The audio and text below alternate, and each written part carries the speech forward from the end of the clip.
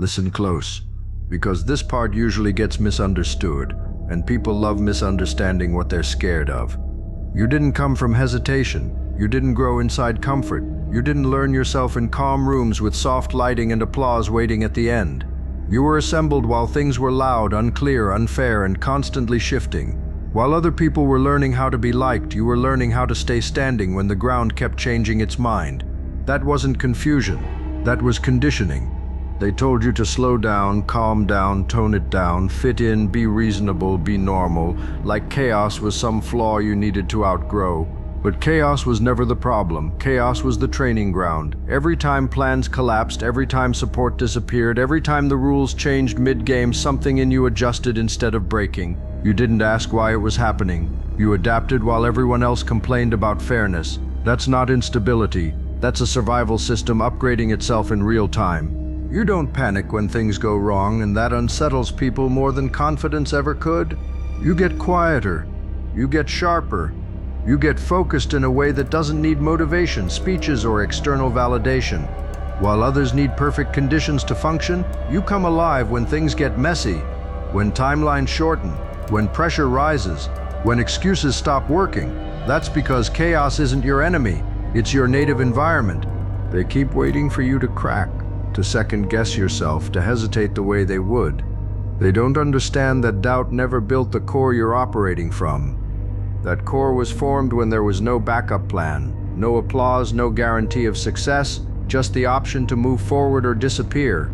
And you chose forward so many times that it stopped feeling heroic and started feeling automatic.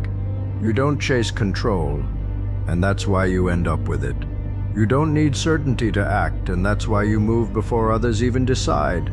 You've already been through the worst-case scenario in your head and survived it enough times that fear lost its authority. What scares them barely registers for you anymore. Not because you're reckless, but because you've learned how to function without needing the world to behave first. This is the part they never see coming. You don't rise when everything is aligned. You rise when things are unstable, unpredictable, and uncomfortable. You don't shine in peace. You dominate in disorder. And the more chaotic the environment becomes, the clearer your instincts get. That's not something you learned. That's something you were built with. So when everything starts shaking and people start looking around for someone to follow, don't be surprised if their eyes land on you. You won't look excited, you won't look angry. You'll look calm in a way that makes them nervous, because chaos doesn't confuse you, it listens to you. And here's where the warrior mindset settles in. Not loud, not theatrical, not chest-pounding, but heavy, deliberate, immovable. You don't rush into noise looking for validation. You let the weight of the moment sit on your shoulders and you don't shrug it off. You carry it. You've learned that strength isn't speed, it's endurance under pressure. It's the ability to breathe slowly while everything around you accelerates into panic. That discipline didn't come from motivation. It came from surviving moments where hesitation would have cost you everything. You understand something most people never will.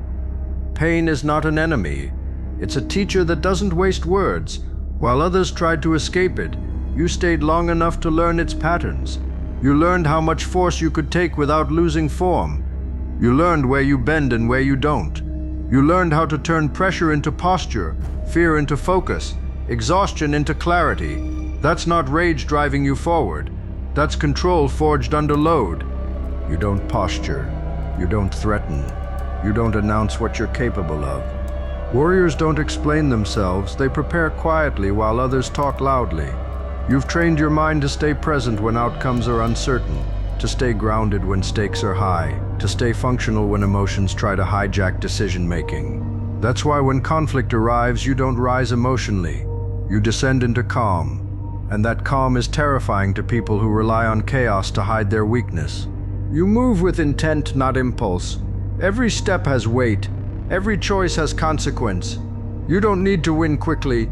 You need to win correctly. You're patient enough to let opponents exhaust themselves, reveal themselves, overextend themselves. You understand timing. You understand leverage. You understand that real power doesn't explode, it compresses, concentrates, and then applies force exactly where it matters. This is the mindset they can't shake. You don't need approval to act. You don't need reassurance to continue. You don't need applause to endure. You were shaped to function in resistance, to think under strain, to advance when retreat feels safer. When others look for comfort, you look for position. When others look for escape, you look for advantage. So when the weight gets heavier, when the air feels thinner, when the situation turns unforgiving, that's not your breaking point. That's your environment locking into place. That's when your core engages. Not flashy, not emotional, just unstoppable. You didn't grow soft and then learn toughness later. You were introduced to weight before you ever learned comfort. Pressure wasn't a phase for you. It was the atmosphere. While others were figuring out who they were when things felt good, you were figuring out how not to fold when things went bad. That does something permanent to a person. It hardens the spine. It quiets the excuses. It teaches you that survival isn't dramatic. It's repetitive, ugly, and relentless. You stopped hoping things would ease up a long time ago. Hope is for people who still expect mercy. You expect resistance. You expect pushback.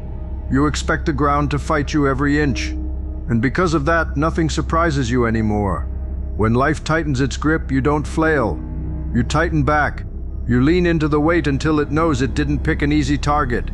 Pain didn't make you loud. It made you precise. It burned the unnecessary parts out of you. The need to be understood, the need to be liked, the need to explain yourself.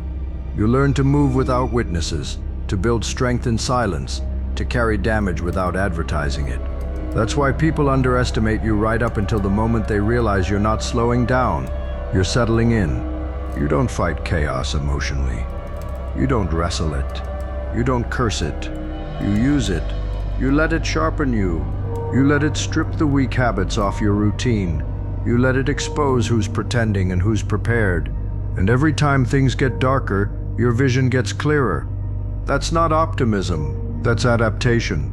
This is the part that breaks people around you. When the pressure spikes, they start negotiating with reality. You stop negotiating and start executing. While they're asking why this is happening, you're already adjusting your stance. While they're waiting for relief, you're stacking endurance. While they're praying for an exit, you're building leverage inside the confinement. You don't explode. You don't snap. You don't lose control. You absorb. You compress. You wait. And when you move, it's not frantic, it's final. The kind of movement that comes from someone who's already accepted the worst and decided to advance anyway. So when the world gets ugly, loud, unforgiving, and heavy, don't call it bad timing. Call it alignment. That's the environment you were built for. That's where your core locks in. That's where doubt dies. And that's where people realize too late that chaos didn't weaken you. It trained you. And once you accept that, something cold and unshakable settles into you. You stop asking how long this will last. You stop measuring effort against reward. You stop keeping score the way fragile people do. You understand that endurance isn't about winning today. It's about outlasting everything that's supposed to wear you down. You don't rush toward relief because relief makes people sloppy. You stay inside the grind long enough that it stops feeling like punishment and starts feeling like home. You don't need hype to move. You don't need anger to act. You don't need fear to stay alert. You operate from something deeper than emotion. Habit, discipline, conditioning. The kind that doesn't care how you feel when it's time to move. The kind that stands up even when motivation is dead on the floor. That's why setbacks don't derail you anymore. They just change the terrain, and you've already learned how to walk on broken ground. People mistake your silence for exhaustion. They think you're worn out because you're not reacting the way they would. They don't realize you're conserving energy, watching, letting the noise burn itself out. You've seen enough chaos to know it always overplays its hand. And when it does, you're still standing, still breathing slow, still calculating, still ready to apply pressure where it counts. You don't need to dominate every moment. You just need the one that matters. You understand that real strength isn't constant aggression, it's controlled force applied at the right time. You let life swing first. You let it show you its limits. And when it finally tries to crush you, you don't resist wildly. You brace, you ground yourself, you absorb the impact. And then you move forward anyway, carrying the damage like proof of function, not failure. This is why nothing really scares you anymore. Not uncertainty, not opposition, Not the idea of starting over with less than you had before. You've already done the worst part. You've already survived the phase where everything felt stacked against you and quitting would have made sense. You stayed. You adapted. You hardened. That's not something that fades. That's permanent. So if the road keeps getting rough, if the pressure keeps climbing, if the noise keeps coming from every direction, don't misread it as a warning. Read it as confirmation. You're exactly where you're supposed to be, and whatever comes next isn't going to break you. It's going to meet resistance. And resistance doesn't announce itself. It doesn't posture. It doesn't need an audience. It just shows up every time it's tested. Exactly the same. Exactly as solid. You've become the kind of person reality has to account for. The kind of presence that changes outcomes just by being there. Not because you're loud, not because you're aggressive, but because you don't fold, ever. You don't confuse suffering with weakness anymore. You know the difference between damage and defeat. Damage is just information. It tells you where to reinforce, where to adjust, where to apply more pressure next time. Defeat only happens when you stop moving forward. And you made that decision a long time ago. Stopping was never an option you entertained for more than a second. There's a point where the mind stops asking for permission and starts issuing commands. You cross that point quietly, somewhere in the middle of exhaustions, somewhere between loss and repetition, somewhere after you realized nobody was coming to save you. That realization didn't break you, it freed you, because once you stop waiting for rescue, every ounce of progress belongs to you. You don't romanticize the struggle. You don't talk about it like it's beautiful. It's brutal. It's isolating.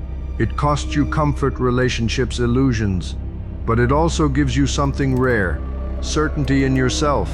You know what you can endure. You know what you can survive. And you know that whatever stands in front of you is smaller than what you've already carried. When things get heavy now, your response is automatic. Shoulders square, breath slows, focus narrows, the noise fades. You're not trying to be strong in that moment, you are strong. Because strength isn't something you turn on. It's something that's already there when everything else drops away. So let the pressure rise. Let the environment turn hostile. Let the situation become unforgiving. You're not built for ease, you're built for resistance. And the harder it gets, the clearer it becomes to everyone watching that you were never meant to break. You were meant to endure, and then advance. And advancing doesn't look heroic the way people imagine it. It's not cinematic. It's not clean. It's step after step taken while tired, while bruised, while carrying the kind of weight that doesn't show up on the outside. It's choosing to move when staying still would hurt less in the moment. You don't surge forward fueled by inspiration. You grind forward fueled by refusal. Refusal to quit. Refusal to soften. Refusal to hand your ground over to circumstances that already tried their best and failed to finish you.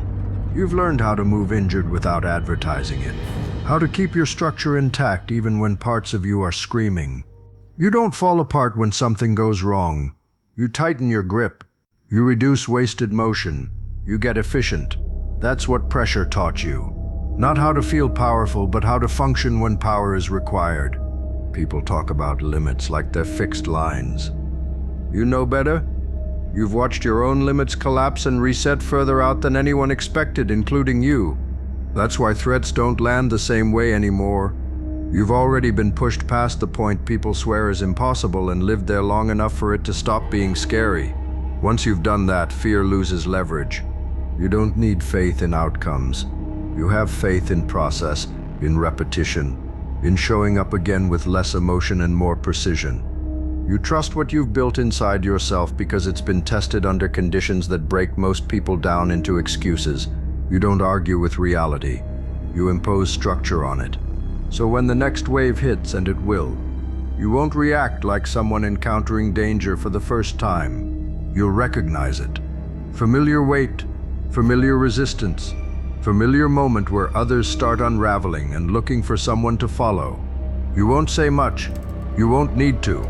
You'll move, and movement from someone like you carries authority without asking permission. This is the truth they never wanted to accept. You weren't shaped to be comfortable in the world as it is. You were shaped to operate when it stops making sense, when it turns hostile, when it tries to crush whoever's standing in front of it. And every time it tries, it finds the same thing.